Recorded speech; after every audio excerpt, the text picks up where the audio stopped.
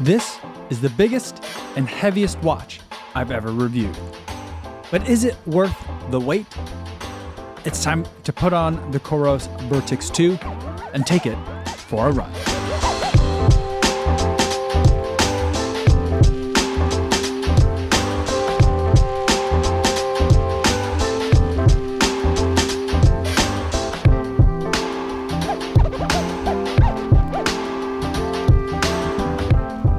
Yo, what's going on everybody? My name is Kofuzi and I'm just a regular dude who runs a lot. I spend most of my time preparing for road marathons and occasionally I like to get up into some trails. Today I'm going to tell you about my time with the Coros Vertix 2.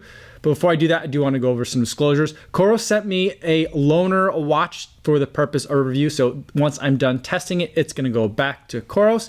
However, in addition to that, they're not paying me to make this video and they don't pay me to wear any of their devices. And they're not going to get a chance to preview any of my footage or my thoughts before you guys get a chance to see this video on YouTube. So with that disclosure out of the way, let's talk about the Coros Vertix 2 and why it's such a beast of a watch. First, let's go over some specs. It's a 1.8 inch memory LCD screen with a 280 by 280 pixel resolution. Size-wise, it's big. It's 50.3 millimeters wide and 15.7 millimeters deep. The watch itself is a titanium case that's covered with sapphire glass, so you're getting a lightweight, strong materials that are going to look fantastic no matter what kind of beating you put it through. Inside this watch, the main thing that's jumping out at me is that it has a gigantic battery. Coros says that it can go 140 hours of straight GPS tracking before the battery gives up.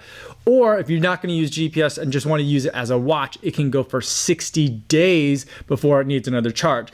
Most of us aren't going to spend 60 days with a watch without using it for any GPS tracking. And most of us, except for a rare few of you endurance freaks, aren't going to be able to take this for 140 hours of continuous GPS tracking. In my real world usage of this watch, I've only had to charge it once. That's when I first got it. Since then, it's been 24 days since I've charged this watch and I still have 5% battery left. There is a very convenient kind of battery usage screen or setting data field that you can look at when you have this watch. And it's telling me that it predicts that I'll have 3 additional days left before this battery finally kicks out. In the 24 days since I first charged this watch, I've taken it for 31 and a half hours of GPS tracking activity. A lot of that also had mapping and navigation that was being used at the same time. So that's all taken into consideration in the fact that this watch has been lasting an incredibly long time. Most watches, I'll probably start to get nervous around 3 to 4 days, and I hope that I can get 6 to 7 days between charges if, for example, I'm going on a longer trip and I don't want to bring those extra charging cables along. This Coros Vertix 2 just absolutely puts that to shame. But all that battery life does come at a bit of a penalty in terms of weight. This is the heaviest watch that I've ever tested, and it comes in at 89 grams with this silicone band. In terms of some other internals that are going to be important for you guys to think about when you're looking at this watch, it's got the sensors that you would imagine that it has to do all your GPS tracking and all your navigation as well. So it's got the compass, altimeter, gyroscope, it's got the accelerometer, all those things. So it can also give you power from the wrist as well. It's got the heart rate monitor, so it can give you your heart rate both throughout the day and during your activities and also while you're sleeping. It's got the oximeter on it as well, so you can get your SpO2 if that's something that you wanted to be able to look at from a recovery perspective or for something that you're using during an endurance activity. As far as the maps go, there's full color maps that are pre-downloaded to the watch, and you can also take this, connect it to your computer, go to Coros's website and download regional topographical maps in case you want to be able to have that information for your region as well. As far as buttons go, there's 3 buttons on the same side. There's a light button, there's a back button that also serves double duty if you long press it to get you some additional menus and options, and then there's there's a button that also has like a kind of click wheel crown type of thing on it. So it's kind of like a dual function button that's in the center over here. And there's also a touchscreen, which normally I don't really like having touchscreens on my watches. But when you are looking at maps, having the touchscreen does make it a lot easier to navigate, to kind of see where you are, or in my case, frequently where I'm supposed to be. As far as radios and other communication, it has pretty much every kind of GPS that's available, so you're going to be able to get a solid signal no matter where in the world you are. There's also a dual frequency mode that it has available on it, but the way that Coros has it set up, it kind of recommends you only really turn it on if you're doing some high altitude technical climbing. In terms of connectivity to other sensors, there is Bluetooth, but there is no ANT+, which for most runners isn't going to be a huge problem, but I think from some of you multi-sport athletes that are out there, that may be a problem depending on what your setup is ultimately like. There's also Wi-Fi that's on this watch, but I'm not really sure what you're really able to do with it because, for example, there is music storage that's also available on this, but you can only get your MP3s, if you do happen to own your own MP3s, onto the watch by connecting it to your computer. And let's talk about what it's like to live with the Coros Vertix 2. I feel like this is a really solid running watch in terms of performance. I felt like the GPS tracings were spot on. I felt like they were really good. I felt like the pacing was maybe a little bit stingy in terms of instantaneous pace, like when I'm looking at the watch during the run, but overall I felt like it did a pretty good job. The power numbers that you can get from the wrist, I also thought did a really good job as well. Again, like I felt like it was sometimes a little bit confusing when I was looking at the power numbers during the run, but in terms of looking at an overall repetition or overall mile later after I'm done with the run and looking at the workout, I feel like the numbers are, you know, pretty much right where they need to be. So I felt like those were pretty good as well. So as far as like the basic, like, is it going to be able to track me as I'm doing my run? It's doing a really fantastic job. Something that I didn't think was quite as accurate was the wrist-based heart rate monitoring. Now, I tend to have a problem with a lot of watches. I don't know if it's my skin tone or the shape of my arm or what, but a lot of times the watch will never just stay in the right spot no matter how tight I crank down the wristband. And a lot of times watches will just kind of slide down and kind of dangle at the bottom of my wrist while I'm running. And that leads to a lot of errors for an optical heart rate sensor. And even when I do feel like I have this like pretty well like cinched down and it's not moving too much, the sheer weight of the watch was sliding it down into an incorrect position, or a position that made it hard for the heart rate monitor to do its job accurately. So I felt like the heart rate numbers I was getting from it weren't always incredibly accurate. As far as navigation, that was another big thing that I really wanted to be able to test with this, because this is really positioned by Coros as being like an adventure watch, something you get off the roads, get off of like a grid system in a city and get out to some trails, get out into some hills, and really kind of get lost and then be able to find your way back with some of the maps. And I found like the color maps were really helpful and useful. It took me a little while to figure out kind of like, you know, how to like select the map and then zoom in and out, and you use the kind of like the wheel to zoom in and out, which once I kind of like got used to it, and there's a little bit of a learning curve, I felt like it was really useful. Although sometimes it felt like kind of like the whole interface was a little bit laggy, and so sometimes I like would find myself zooming in way too far or zooming out way too far. And again, I know there's a little bit more learning that can be done, but it just is taking me a really long time to really get that nailed down. And I feel like a lot of that is just like because the system sometimes isn't super responsive. The main downside though is that even if you have a route preloaded onto the map, it doesn't give you like turn by turn navigation. It'll tell you which way you're going. If you're off course, it'll let you know you're off course, but it won't let you know that like you've got a turn coming up in like 200 meters or anything like that. As far as creating structured workouts though, not necessarily like a route, but if I had a workout that I wanted to do, like threshold mile repeats or kilometer repeats at 5K pace, that kind of thing, or mixing and matching paces, creating workouts is really easy to do. Getting them onto the watch is really easy to do as well. And running the workout from the watch and letting the watch kind of like dictate everything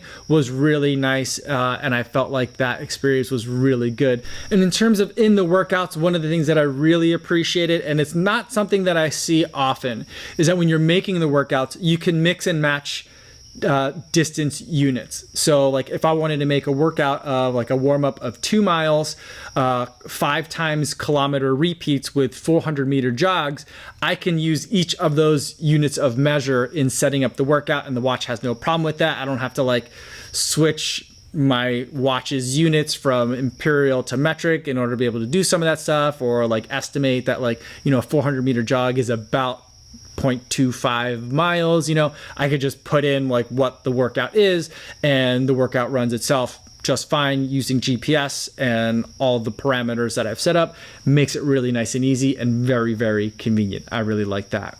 It is a little bit quirky sometimes in terms of like how like the web interface works or how the phone app interface works sometimes. And sometimes it's just really hard and really counterintuitive in terms of where things are. But kind of once you figure out that and get through kind of like a lot of that oddness that exists in the Coros ecosystem, everything kind of works pretty good. I mean, one of the weird things is like if I've made a workout, I can't edit it on the app. I have to go to a laptop or desktop to be able to edit it. And if I want to even create a workout or look at my workouts that I've created previously in the web app or like on desktop, I have to go into the calendar first, and then there's a secret button on the side that brings out an icon. And if you click that, that's where the workouts are. There should just be like a big tab for workouts and a big tab for routes, but it's hard to figure out stuff, and it's really sometimes very much buried. A couple of other data metrics things that I wished that this watch could do a little bit better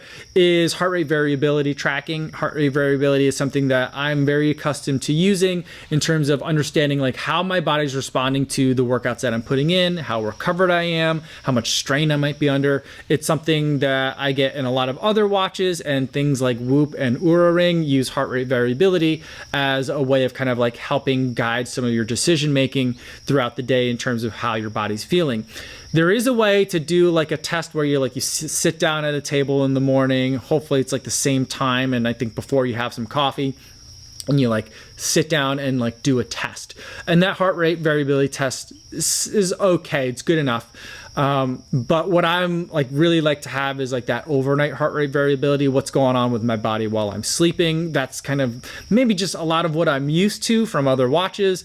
But I don't know that there's a way of getting that from the Coros Vertix 2. Maybe it's something I missed, but I wasn't able to find that. So like something that I'm very used to seeing on a daily basis turned into a test that I had to remember to do. And a lot of times I would just forget, because when I wake up, I'm heading straight for that coffee. And I feel like once you have the coffee, it messes up that heart rate variability test that's supposed to happen kind of first thing in the morning. So that was a little bit of a thing that I missed, and a feature that I felt like this watch really should have had.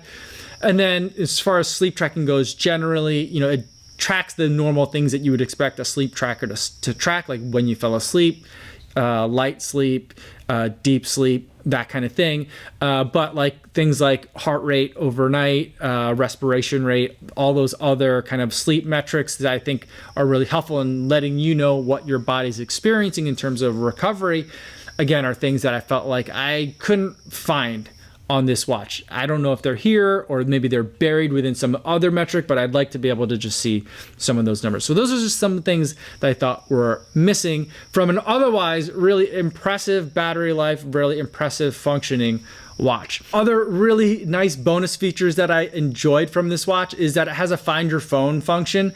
And so like I lose my things all the time. And so having a find your phone function where it like will make your phone beep a couple of times so you can find it is really helpful. And I feel like every GPS running watch should have that. I don't know why more don't. I'm really glad that this one does. The other thing that I really enjoyed about this watch was that there has a track mode that's super accurate. So if you're gonna be on their track and you're gonna be doing reps, a lot of times most commercial GPS isn't precise enough to handle like the relatively tight turn of a 400 meter track. So if you have track mode on, it kind of knows how to smooth out your GPS data, so that way you get a nice GPS tracing and also very accurate distance measurements when you're doing a track workout. Something to keep in mind, and I'll mention it just because someone asked me a question about this in my DMs just yesterday, is that if you're trying to do, for example, mile repeats on a track, your mile on the track is not going to be 4 laps. So even if you have track mode on and it's super accurate, you're not going to start and stop if you're doing a real mile on the finish line of a track, because a mile is 1,609 meters, whereas 4 laps on the track would only be 1,600 meters. So just keep that in mind when you're testing how accurate track mode is for yourself. Now, I think overall there's 2 main kind of like annoyances that I have with living with this watch. And one is kind of like its strength as well, and that's the weight. It's a really heavy watch, which gives it a nice feel on the wrist. It feels very premium. It feels very like tough. It feels very durable. I enjoy having it on the wrist, but because it's so heavy, I feel like it's really messing up with my heart rate numbers. And that's a problem, one, if you're, say, training by heart rate, and a lot of my easy running, even a lot of my threshold running, I'm looking at that heart rate number to see if I'm working too hard or maybe not hard enough. But if the heart rate number is not reliable from the wrist, that can be a problem unless you put on an external heart rate monitor. And these days, I'm trying to rely on external heart rate monitors just a little bit less. So it makes it a little bit harder to do that when the watch isn't giving you the numbers you need. And even in addition to that little annoyance, it becomes a bigger problem later on, because Coros tries to do a lot of really interesting things with the data it collects from your workouts and also from when you're wearing this watch all throughout your daily life. One of the things that I think is really interesting is it'll do an easy pace distribution chart for you. So if you're wondering if you are living that 80-20 life, you can look very quickly on a dashboard widget and see if you're doing that or not.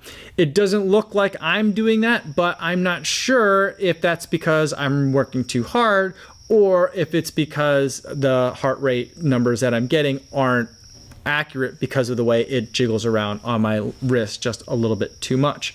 The other things that I think are super interesting are like it measures how much time you're spending in different like aerobic zones, and it can establish like threshold paces and heart rates for you, which again I think are super useful for training purposes, helping you decide how should you be running these workouts, what are the pace ranges or heart rate ranges that you should try to hit.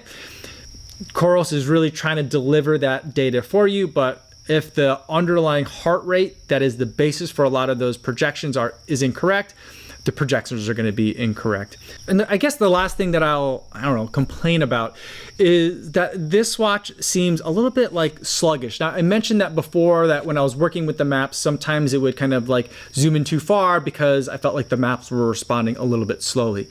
I feel like that problem exists like kind of throughout this watch. And so I mentioned earlier that I felt like some of the paces seemed a little bit stingy, like I was running faster than what it looked like on the watch. A lot of times, if I just waited like 2 or 3 more seconds and looked at the watch again, and I kept what felt like a constant pace, I felt like the second time that I looked at the watch, it gave me like an updated number that seemed like more correct. And so it always felt like anytime I quickly looked at the watch, whatever data it was giving me was like a little bit off, or maybe it needed to like, you know, average data over the last 2 or 3 seconds. I don't know how it's massaging data before it presents it to me. I didn't know if there was just some sort of data lag or processor lag or what, but it always seemed like it was showing me something that was happening 2 or 3 seconds ago, which isn't like a huge deal when I say it out loud. But if it comes to like how fast am I going up the hill, and now I've crested it and I'm going downhill, what is that change now? That's something that I feel like needs to happen a little bit more quicker than 2 to 3 or maybe even 5 seconds. Like I shouldn't have to look at it twice to like double check, is that number right? Or am I running a lot slower than I thought I was? So I feel like that's like an important thing that sometimes I wasn't like completely sure about what the data was telling me, and I felt like I had to take a second look. I had to do a double take. I also felt like that happened a lot when I was navigating on the maps. A lot of times when I would quickly pull up my wrist so I could look at the map, my arrow, because I think of the way my wrists are when I'm running, my arrow telling me which way I was pointing would be pointing in the opposite direction. So frequently, right when I immediately looked at the watch, it looked like I was running in the opposite direction of where I was supposed to be going. It looked like I was running this way. But if I waited a couple seconds, that would kind of like bing, turn around, and yes, I was running the correct direction. So again, there's like some sort of like lag. I don't know if it's a battery saving function or if the processor's like not quite keeping up or what it is, but like there's always a little bit of a lag on this watch, and maybe I'm just too impatient, but I feel like the data needs to be a little bit more instant than the data currently shows up on the watch. So overall, I feel like this watch did so many things really good, and I feel like this video has been kind of negative and that I've been really beating up at this watch. The watch is an excellent watch, and it did most of the things that it needed to do spot on, really consistently every single time. It was just a couple of those quirks that really stood out because the rest of the watch was just so reliable. But ultimately, I think the watch is too heavy for me, and I don't typically need any of the benefits that weight is there as a trade-off for. Like, I don't typically need 140 hours of GPS tracking in a single activity. I think the longest activity that I've ever done was 6 hours. So like there's a big difference in terms of like what it's maximally capable of doing and kind of like what I'm maximally capable of doing. So like there's a lot of space in there that is for someone else, but not necessarily for me in terms of like what's the trade-off for all this heft that's in this watch. I think that if you are a runner, adventurer, ultra runner, hiker, that kind of person that needs this kind of performance over really long periods of days and nights and maybe even weeks, then I think this is a watch that you certainly should be looking at, because pretty much everything else out there is gonna die on you. But for someone like me who mainly trains for road marathons and enjoys running in trails, this watch is a little bit more than what I need, although I do really enjoy how premium and durable it feels. So those are my thoughts on the Coros Vertix 2 after testing it for 24 days on a single charge. Let me know in the comments if you have any other questions, or better yet, stop by the live stream that I do Monday through Friday right here on YouTube. I'd love to talk to you guys in the chat. That's gonna be it for me today, everybody. Thanks so much for making it all the way to the end of the video. Hopefully you guys are staying safe out there on your runs, and I will see you in the next one. Yo, what's going on?